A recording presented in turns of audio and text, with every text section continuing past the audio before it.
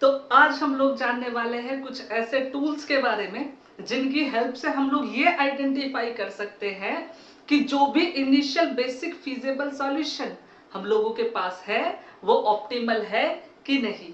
ऐसे टेस्ट को, ऐसे टूल्स को हम लोग बोलते हैं ऑप्टिमलिटी टेस्ट। तो आज जानेंगे ऑप्टिमलिटी टेस्ट के बारे में। जी हाँ, मेरा नाम है अंकित सैनी और आप देख रहे हैं द मेंटर्स क्लासेस। तो करते हैं शुरू। तो ऑप्टिमलिटी टेस्ट के बारे में पढ़ने से पहले हम लोगों को यह जानना पड़ेगा कि हम ऑप्टिमलिटी टेस्ट को कहां पर अप्लाई कर सकते हैं। तो ऑप्टिमलिटी टेस्ट जो है सिर्फ ऐसे सॉल्यूशंस के ऊपर एप्लीकेबल होते हैं, ऐसे सॉल्यूशंस के ऊपर हम लोग अप्लाई कर सकते हैं जो कि नॉन डीजेनरेट हो। तो सबसे पहला क्वेश्चन आता है नॉन डीजेनरेट सॉल्यूशंस क्या होते हैं।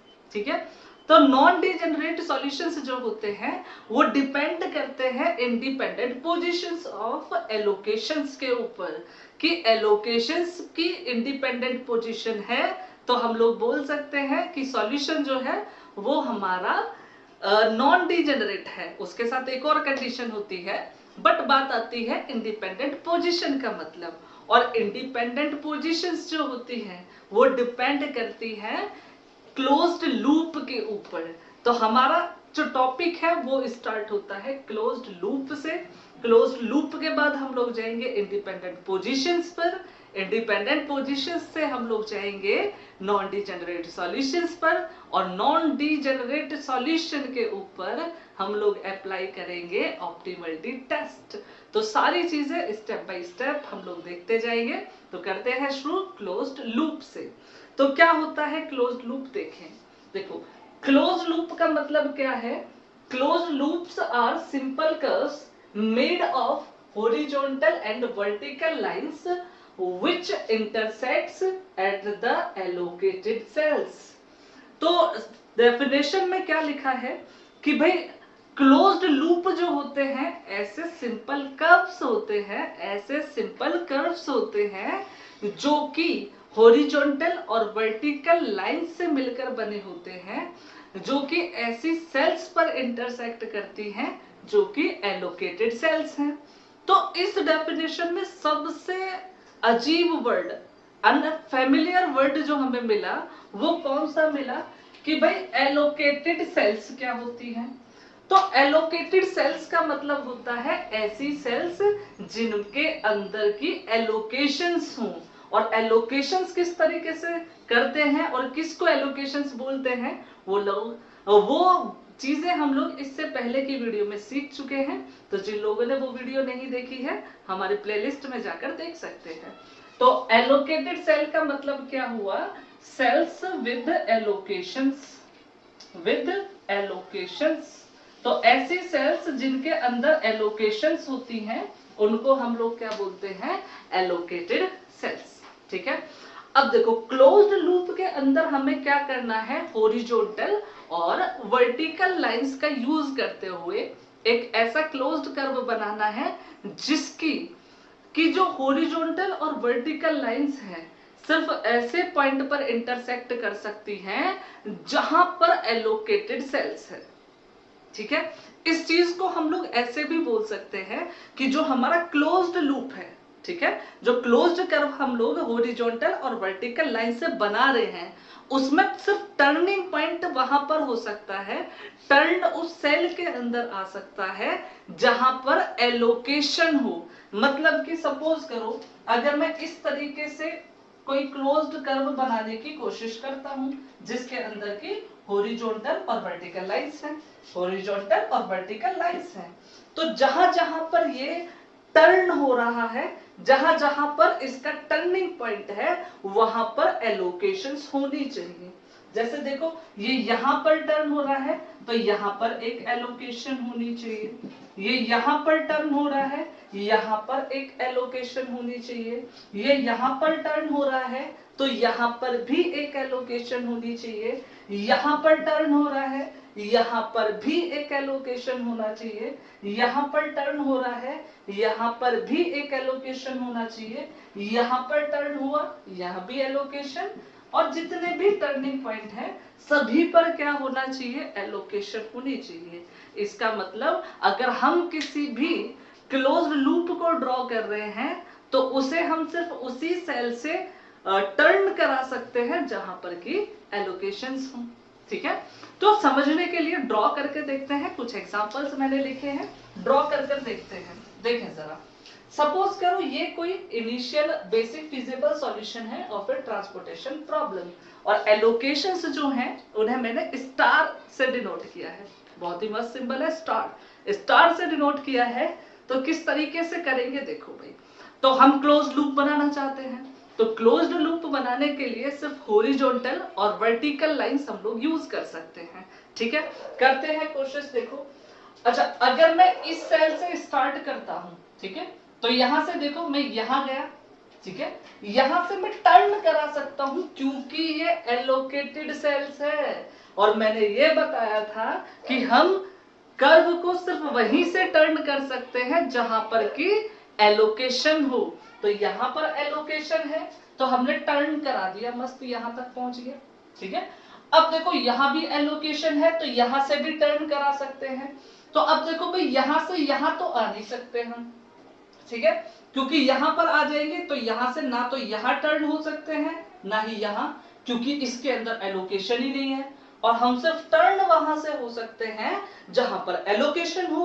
तो हम यहां तो जाएंगे नहीं, ठीक है, तो यहां भी नहीं जा सकते क्योंकि यहां से भी टर्निंग पॉइंट हमें नहीं मिलेगा क्योंकि इसके अंदर भी एलोकेशन नहीं है। तो हमारे पास सिर्फ एक तरीका बचता है कि हम यहां आए।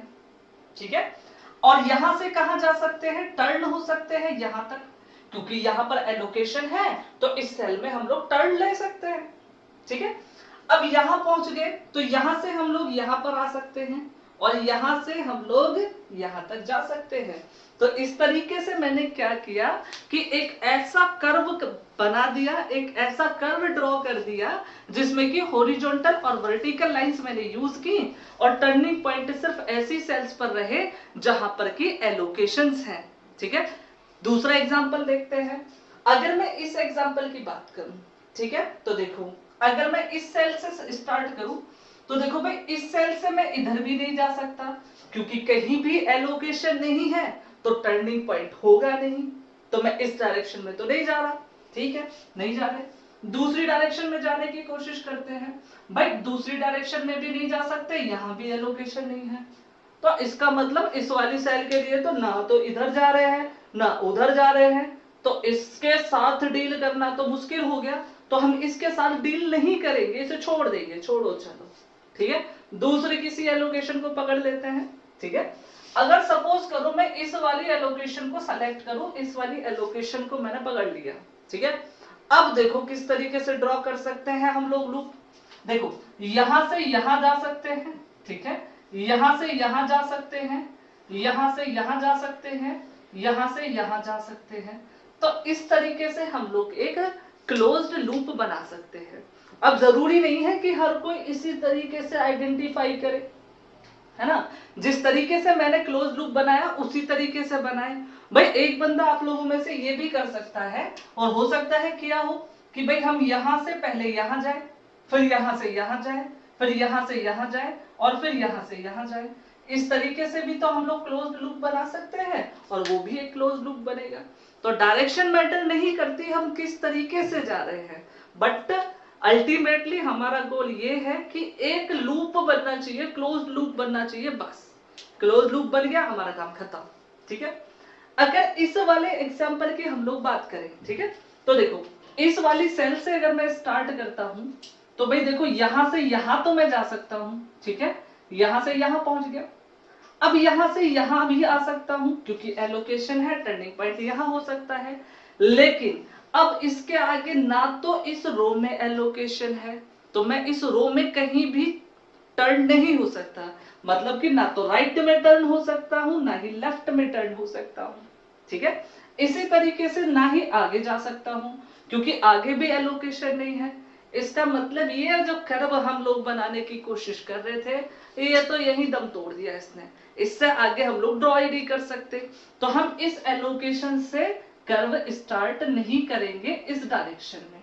ठीक है, तो अगर सोचो भाई इस डायरेक्शन में नहीं कर सकते तो एक और डायरेक्शन पॉसिबल है कि हम लोग यहां से इस तरीके से आए, ठीक है, लेकिन यहां आकर भी यही प्रॉब्लम हो जाएगी कि इससे आगे हम ड्रॉ नहीं कर पाएंगे, ठीक है। इसका मतलब कि ये जो एलोकेशन है इसकी हेल्प से हम लोग क्लोज्ड लूप नहीं बना पा रहे, ठीक है।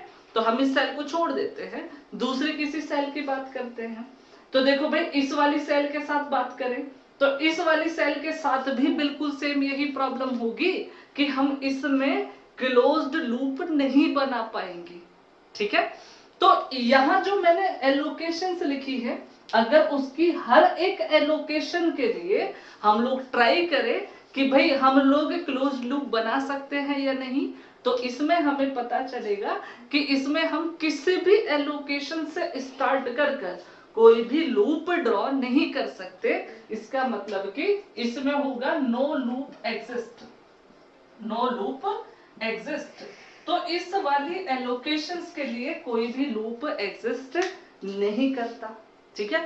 तो अब हम लोग देखते हैं ध्यान से, देखो ऐसी एलोकेशंस, क्या बोला मैंने, ऐसी एलोकेशंस जिनके थ्रू हम लोग कोई भी क्लोज्ड लूप ड्रॉ ना कर पाए, ऐसी एलोकेशंस जिनके थ्रू हम लोग कोई भी क्लोज्ड लूप ड्रॉ ना कर पाए, ऐसी एलोकेशंस की पोजीशंस को हम लोग बोलते हैं इंडिपेंडेंट पोजीशंस ऑफ एलोकेशंस, ठीक है।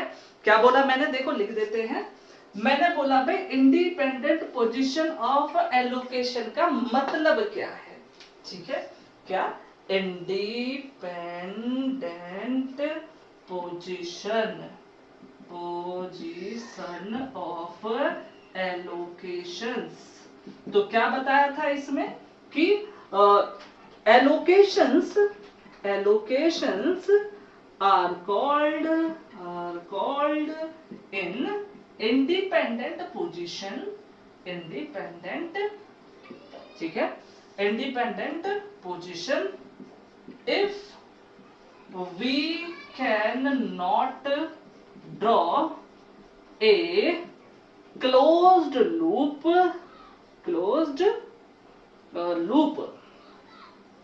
through the allocations। तो अगर हम लोग एलोकेशंस के थ्रू एक क्लोज्ड कर्व ड्रॉ ना कर पाए, ऐसी एलोकेशंस को हम लोग बोलते हैं इंडिपेंडेंट पोजीशंस ऑफ एलोकेशंस, ठीक है। अच्छा अगर मैं इसकी बात करूं, है ना, इन दोनों एग्जांपल की बात करूं तो मैंने इसमें देखा था कि मैंने एलोकेशंस के थ्रू एक क्लोज्ड कर्व बना दिया, और जबकि इस एग्जांपल की अगर मैं बात करता हूं तो इसमें क्लोज्ड कर्व हम लोग नहीं बना पाए, ठीक है। तो इसका मतलब ये जो है ये तो हमारे हैं डिपेंडेंट पोजीशंस। क्या है, डिपेंडेंट पोजीशंस, क्योंकि इनके थ्रू तो हमने क्या किया, लूप बना दिया, और ये भी क्या है, डिपेंडेंट पोजीशन में है। लेकिन इस वाले के लिए हम लोग क्लोज्ड लूप नहीं बना पाए, कोई भी क्लोज्ड लूप एग्जिस्ट नहीं कर रहा था, इसीलिए हम लोग इसको क्या बोलेंगे, इसको हम लोग बोलेंगे इंडिपेंडेंट पोजीशन, इंडिपेंडेंट पोजीशंस, ठीक है। तो ये वाली एलोकेशंस जो है वो क्या है, इंडिपेंडेंट है इन पोजीशन, ठीक है। ये चीजें हुई। अब देखो अगर हम लोग ध्यान से इन तीनों एग्जांपल्स को स्टडी करने की कोशिश करें, देखने की कोशिश करें, घूरेंगे ध्यान से, तो हमें कुछ चीजें इसके बारे में पता चलेंगी जो कि हम नोट पॉइंट पे लिखेंगे, ठीक है।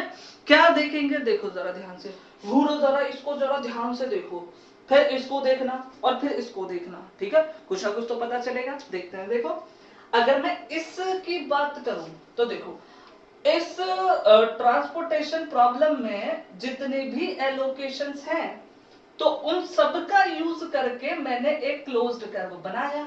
मतलब कि जो भी क्लोज्ड कर्व मैंने यहां बना रखा है वो क्या कर रहा है, जितनी भी एलोकेशंस है उन सब से पास हो रहा है, ठीक है। अच्छा तो इसका मतलब ये हुआ कि मैं ये सोच लूं कि क्लोज लूप जो होते हैं वो क्या होते हैं, जितनी भी एलोकेशंस हैं उन सब से पास होते हैं, है ना? अभी नहीं, अगला एग्जांपल भी तो है। तो अगले एग्जांपल की अगर हम लोग बात करें तो अगले एग्जांपल में देखो क्या है, यहां पर 5 एलोकेशंस थी, लेकिन जो लूप हमने बनाया वो सिर्फ 4 एलोकेशन से पास होता है। इसका मतलब ये हुआ कि जो लूप है हमारा वो जरूरी नहीं है सारी एलोकेशन से पास हो, ठीक है? हो सकता है सारी से पास हो जैसा कि इस केस में हो रहा था, लेकिन गारंटी नहीं है कि हर किसी में पास ही होगा, क्योंकि अगर ऐसा होता तो यहां भी पास होता, बट इस बेचारे में तो पास ही नहीं हो रहा। इसका मतलब जरूरी नहीं है कि एलोकेशंस, जितनी भी एलोकेशंस हैं उनके थ्रू हमारा क्लोज्ड लूप जो है वो पास होता हो। तो हम यहाँ पर नोट पॉइंट में इस चीज को लिखते हैं, नोट डालकर कि ए लूप में और may not pass, may or may not pass through the all allocations, all allocations। जरूरी नहीं है कि जितना भी हमारा लूप है वो ट्रांसपोर्टेशन प्रॉब्लम के सॉल्यूशन में जितनी भी एलोकेशंस हैं उन सब से पास हो सकता है पास हो रहा हो सबसे, लेकिन जरूरी नहीं है कि हर किसी एलोकेशन में, हर किसी ट्रांसपोर्टेशन प्रॉब्लम में सभी एलोकेशन से पास होता हो, ठीक है? तो लिखें इसे। इसके बाद हम लोग बात करेंगे डीजेनरेट और नॉन डीजेनरेट सॉल्यूशन के बारे में। लिखें। ओके, तो अब हम लोग बात करेंगे डीजेनरेट और नॉन डीजेनरेट सॉल्यूशंस के बारे में। देखेंगे क्या होते हैं डीजेनरेट और नॉन डीजेनरेट सॉल्यूशंस। करते हैं भाई शुरू, देखते हैं जरा। ओके, तो देखें जरा, देखो जो इनिशियल बेसिक फिजिबल सॉल्यूशन हमारा होता था, इनिशियल बेसिक फिजिबल सॉल्यूशन, तो इनिशियल बेसिक फिजिबल सॉल्यूशन को भाई हम लोगों ने कैलकुलेट कर लिया। चाहे वैम से कर लो, लीस्ट कॉस्ट एंट्री मेथड से कर लो, या फिर नॉर्थ वेस्ट कॉर्नर रूल से कर लो, पर करो तो सही, ठीक है? तो जो भी सॉल्यूशन हमें मिलेगा उसे हम बोलते हैं इनिशियल बेसिक फिजिबल सॉल्यूशन। और इन इनिशियल बेसिक फिजिबल सॉल्यूशन को हम लोग दो कैटेगरीज में डिवाइड करते हैं, जिनमें से पहली को हम लोग बोलते हैं नॉन डीजेनरेट सॉल्यूशन और दूसरी को बोलते हैं डीजेनरेट सॉल्यूशन। क्या बोला मैंने कि जो इनिशियल बेसिक फिजिबल सॉल्यूशंस होते हैं उन्हें हम मेजरली दो कैटेगरीज में डिवाइड करते हैं। पहली को मैंने क्या बोला कि भाई ये नॉन डीजेनरेट सॉल्यूशंस हैं, मतलब कि नॉन डीजेनरेट सॉल्यूशंस, ठीक है? और जो दूसरी कैटेगरी होती है उसको हम लोग बोलते हैं डीजेनरेट सॉल्यूशंस। तो ऐसे solutions, initial basic feasible solutions को दो कैटेगरी में हमने बांट दिया। पहला क्या है नॉन डीजेनरेट सॉल्यूशन और दूसरा क्या है डीजेनरेट सॉल्यूशन। तो हम लोग बात करते हैं नॉन डीजेनरेट सॉल्यूशन की, कि भाई नॉन डीजेनरेट सॉल्यूशन का मतलब क्या है, ठीक है? तो सोचो, अगर हम क्या कर रहे हो, किसी भी m/n ट्रांसपोर्टेशन प्रॉब्लम को सॉल्व कर रहे हैं, तो m/n ट्रांसपोर्टेशन प्रॉब्लम का मतलब है कि भाई हम जिस प्रॉब्लम को सॉल्व कर रहे हैं उसके अंदर m तो रोज होने चाहिए और n कॉलम्स होने चाहिए। तो ऐसी प्रॉब्लम को हमने सपोज किया किसी भी मेथड से सॉल्व किया, उसके बाद हमें इनिशियल बेसिक फिजिबल सॉल्यूशन मिला।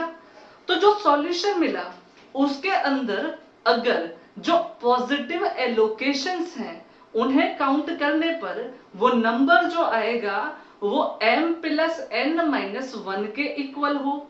और दूसरी कंडीशन कि अगर सारी एलोकेशंस इंडिपेंडेंट पोजीशन में हो तो इस तरीके के सॉल्यूशन को हम लोग बोलते हैं क्या बोलते हैं नॉन डीजेनरेट सॉल्यूशन, ठीक है? क्या बोला मैंने कि a initial basic feasible solution feasible solution is called a non-degenerate solution if the following two condition following holds. कुछ प्रॉपर्टी है वो होल्ड करनी चाहिए. कौन सी प्रॉपर्टी है भाई? बट पहली कंडीशन ये थी कि नंबर ऑफ पॉजिटिव एलोकेशंस, जो उसके अंदर एलोकेशंस हैं, इक्वल टू होना चाहिए m प्लस n माइनस 1 के, जहां पर m का मतलब क्या है? नंबर ऑफ रोज है. किसकी रोज? ट्रांसपोर्टेशन प्रॉब्लम की रोज. और n का मतलब क्या है? Number of columns. और किसके कॉलम्स होंगे ये? ट्रांसपोर्टेशन प्रॉब्लम्स के कॉलम होंगे. और दूसरी कंडीशन ये थी कि एलोकेशंस जो हम लोगों के पास है, allocations must be in independent position. Independent position कि जितनी भी एलोकेशंस हैं वो क्या होनी चाहिए? इंडिपेंडेंट पोजीशन में होनी चाहिए. ठीक है. एग्जाम्पल के लिए देखो, अभी जो हमने एग्जाम्पल देखा था उसको वापस से बना लेते हैं. सपोज करो भाई हमारे पास कोई ये 4x4 की कोई ट्रांसपोर्टेशन प्रॉब्लम है, जिसकी के एलोकेशंस सॉल्व करने के बाद हमें एलोकेशंस कुछ इस तरीके से मिली. भाई पहली एलोकेशन यहाँ पर है, दूसरी एलोकेशन यहाँ पर है, तीसरी एलोकेशन यहाँ पर है, चौथी एलोकेशन यहाँ पर है, पांचवी एलोकेशन यहाँ पर है. ठीक है. छठी एलोकेशन यहाँ पर है ना, और सातवीं एलोकेशन यहाँ पर है. तो अगर मैं इसमें देखूं तो हम यहाँ पर देखेंगे तो किसी भी क्लोज्ड लूप को हम लोग ड्रॉ नहीं कर पाएंगे. इसका मतलब कि ये जो एलोकेशंस हैं वो क्या है? इंडिपेंडेंट इन पोजीशन है. और अगर मैं इसमें काउंट करूं तो देखो m कितना होगा? m काउंट करोगे 1 2 3 4, 4 रो हैं. n की बात करें 1 2 3 4, 4 कॉलम है. तो इसके अंदर 4 तो रो है और 4 ही कॉलम है. ठीक है. तो अगर मैं काउंट करता हूं m प्लस n माइनस 1, तो ये आ जाएगा 4 प्लस 4 8 माइनस 1 मतलब कि 7. और एलोकेशंस की बात करें तो 1 2 3 4 5 6 7, तो 7 ही एलोकेशन है. इसका मतलब जो पहली कंडीशन थी कि number of positive allocations equal to m plus n minus 1 होना चाहिए, वो तो सेटिस्फाई है. और दूसरी वाली अभी मैंने बताया था कि अगर क्लोज लूप बनाने की कोशिश करोगे तो यहाँ क्लोज लूप बनेगा ही नहीं. इसका मतलब दोनों कंडीशन तो सेटिस्फाई हो गई. और अगर दोनों कंडीशन सेटिस्फाई हो गई, इसका मतलब कि ये जो सॉल्यूशन है वो कैसा है? Non degenerate solution. ठीक है. मेरे ख्याल से इतने में तो समझ आ गया होगा. ठीक है. अब बात करते हैं डीजेनरेट सॉल्यूशन की. भाई ये बहुत आसान है ना. अगर आप लोगों को ये पता चल गया कि नॉन डीजेनरेट सॉल्यूशन क्या होता है, तो डीजेनरेट तो बहुत आसान है. किस तरीके से? कि भाई ऐसे सॉल्यूशन जो कि नॉन डीजेनरेट ना हो, ऐसे सॉल्यूशंस को हम लोग क्या बोलते हैं? Degenerate solutions. आ गया ना मजा? भैया कि अगर नॉन डीजेनरेट सॉल्यूशन पता चला तो चेक करो कि सॉल्यूशन हमारा नॉन डीजेनरेट है कि नहीं. अगर नॉन डीजेनरेट हुआ तो माशाअल्लाह, अगर नहीं हुआ तो हम क्या बोलेंगे? डीजेनरेट सॉल्यूशन है. ठीक है. तो ये सब कुछ हो गया वो सारी बैकग्राउंड के बारे में जिसकी हेल्प से हम लोग चेक करना चाहते थे ऑप्टिमलिटी टेस्ट. तो अब हम लोग बात करेंगे ऑप्टिमलिटी टेस्ट के बारे में. बट बिफोर दैट लिख लो भाई इसको. ओके. तो अब हम लोग बात करेंगे ऑप्टिमलिटी टेस्ट के बारे में.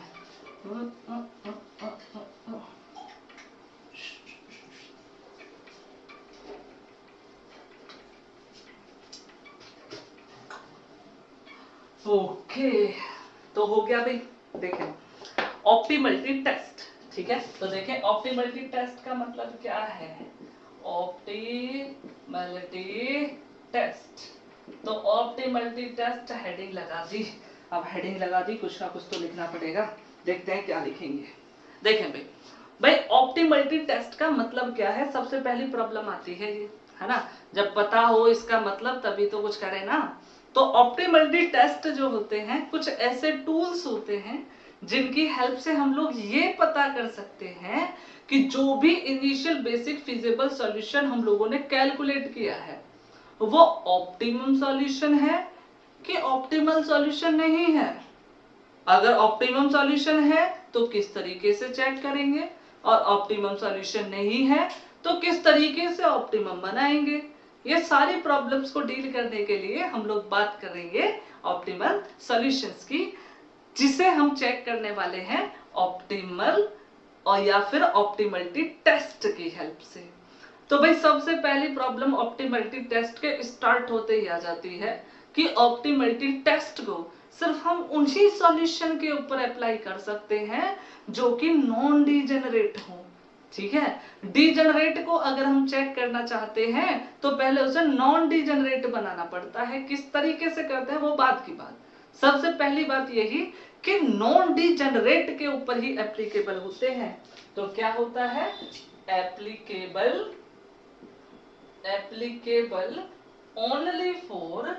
only for non degenerate तो नॉन डीजेनरेट सॉल्यूशंस के लिए ही हम सिर्फ ऑप्टिमलिटी टेस्ट को अप्लाई कर सकते हैं। क्या होते थे वो भी मैंने बताया था कि ऑप्टिमलिटी टेस्ट क्या होते हैं, टूल होते हैं to check whether a solution is optimal or not, ठीक है। तो हम इससे सिर्फ ये चेक कर सकते हैं कि जो भी हमारा सॉल्यूशन है वो ऑप्टिमल है या ऑप्टिमल नहीं है। ठीक है, तो हमारे सिलेबस में सिर्फ 2 ऑप्टिमलिटी टेस्ट हैं जिनमें से एक सिर्फ स्टेट किया हुआ है, लेकिन हम उसका एक एग्जांपल देखेंगे जिससे कि जो भी स्टेटमेंट मैं उसका लिखूं वो समझ आ जाए, और दूसरे को हमें पूरी तरीके से एप्लीकेशन सीखनी है और उसकी हेल्प से ऑप्टिमल सॉल्यूशन भी निकालना है। देखेंगे बाद में क्या होता है, पहले स्टेट तो कर लें। तो हमारे पास जो ऑप्टिमलिटी टेस्ट है क्या है, ऑप्टिमलिटी टेस्ट है। तो ऑप्टिमलिटी टेस्ट हमारे पास कौन से हैं, सिर्फ 2 ऑप्टिमलिटी टेस्ट है। ठीक है, कौन कौन से हैं भाई, सबसे पहला तो हम लोगों के पास है, सबसे पहला टेस्ट जो है उसे हम बोलते हैं स्टेपिंग स्टोन मेथड। तो हम लोग बात करेंगे सबसे पहले स्टेपिंग स्टोन मेथड की। तो स्टेपिंग स्टोन मेथड में हम लोग क्या करते थे, किसी भी सॉल्यूशन जो हमें इनिशियल बेसिक फिजिबल सॉल्यूशन मिला है उसको चेक करते थे कि भैया ये ऑप्टिमल है कि नहीं है। ठीक है, और उसके बाद हम लोग मॉडिफाई करते थे। अगर हमारा सॉल्यूशन ऑप्टिमल नहीं है तो उसे मॉडिफाई कर कर ऑप्टिमल सॉल्यूशन बनाते थे। ठीक है, इस मेथड को पुराना मेथड था, इससे करते जाते थे। लेकिन इसके अंदर कभी कभी क्या होता था, इतना सारा एफर्ट हम लोगों को लगाना पड़ जाता था, इतनी ज्यादा इक्वेशंस हम लोगों को सॉल्व करनी पड़ती थी कि भाई पूछो मत। तो क्या किया गया कि इसको थोड़ा सा मॉडिफाई किया गया कि जितनी भी ऐसी चीजें हैं, ऐसी इक्वेशंस हैं जो कि अननेसेसरी है, फालतू की चीजें हैं, उन्हें हटाओ भाई, फालतू का एफर्ट नहीं करना अपने को। तो सारे एफर्ट्स कम किए, कुछ जो फालतू की चीजें थी वो निकाली, इस जो मेथड है उसको मॉडिफाई किया गया और एक नया मेथड बनाया गया जिसको हम लोग बोलते हैं मॉडिफाइड मेथड। दूसरा वाला क्या हम लोगों ने देखा भाई, दूसरा मेथड हमने बनाया, हमने ही बनाया मॉडिफाइड मेथड जिसे बोला गया। ठीक है, लेकिन ये मॉडिफाइड मेथड जो है इसे हम शॉर्ट में भी लिखते हैं। क्या लिखते हैं शॉर्ट में, देखो बोलना भी, क्या लिखा है बच्चों, हाँ क्या लिखा है, मोदी ना, इसे हम लोग पढ़ते हैं मोडी मेथड। ठीक है, क्या बोलते हैं, मोडी, मोदी मत बोल देना, मोडी मेथड, मोडी मीन्स मॉडिफाइड का शॉर्ट फॉर्म, मोडी मेथड।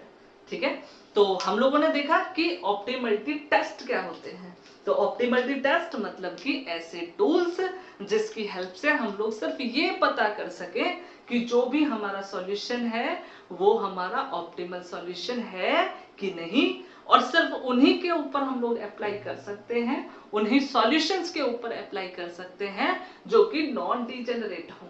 ठीक है, नॉन डीजेनरेट और डीजेनरेट की डेफिनेशन हम लोग पहले ही सीख चुके हैं।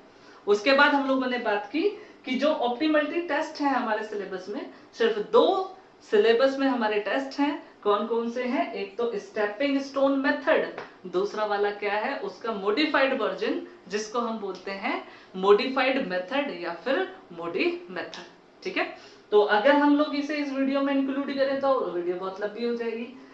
तो हम लोग क्या करेंगे, दोनों ही मेथड्स जो हैं हमारे स्टेपिंग स्टोन मेथड और मॉडिफाइड मेथड, दोनों के लिए एक सेपरेट वीडियो बनाएंगे और इनके बारे में सारी चीजें देखेंगे।